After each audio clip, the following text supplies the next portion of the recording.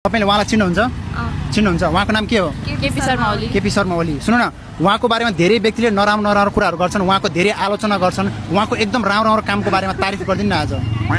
केपी बाको राम्रो तारिफ गर्नु पर्यो हैन? केपी बाले गर्दा हामी सबैजना विदेश घुम्न जान पाइरहेछ, विदेश हेर्न पाइरहेछ।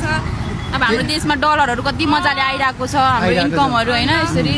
अनि कोही बेरोजगार बसेको छैन, सबैजना विदेश गएर काम गरिरहेछ। अझ हामी पानी जहाजमा हिँड्न पाइरहेछ, विदेश जान पाइरहेछ। हाम्रो त पूर्व पश्चिम हेर्नु न, ट्रेनहरू आमा कस्तो मजाले अरे बाप रे, ये तो धोती खोल रहा है। भन्छ तपाईँ केपी ओलीको रेलमा चढिसक्नु भयो, पाइनजहाज पनि चढिसक्नु भयो। बिग फ्यान हो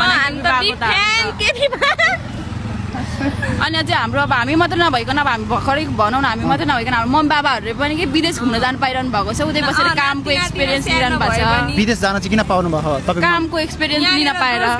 नेपालमा केपी बाले रोजगार दिनु भएन, रोजगार सिलसिलामा केपी बाको कारणले गर्दाखेरि विदेश घुम्न जानु पाउनु भयो, विदेशको डलर छाप्न सक्नुभयो, विदेश मजाले हेर्न पाउनु भयो।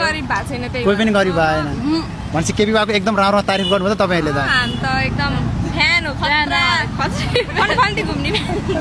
उहाँको नराम्रो बानी भन्नु त एउटा केपी बाको हावा कुरामा जोक हान्दिने, धेरै हावा गफ गर्ने, हावा गफ गर्ने। अनि के चाहिँ राम्रो छ उहाँको चाहिँ? भने त भर यति लामो राम्रो यो त सबै राम्रो हो, नराम्रो चाहिँ केही पनि छैन। के बिहाको सबै राम्रो, एकदम ह्यान्डसम होइन, एकदमै। ओके, उहाँको धेरै तारिफ म पनि सुन्न सकिनँ होइन। ओके भाइ, थ्याङ्क यू सो मच है तपाईँहरूलाई।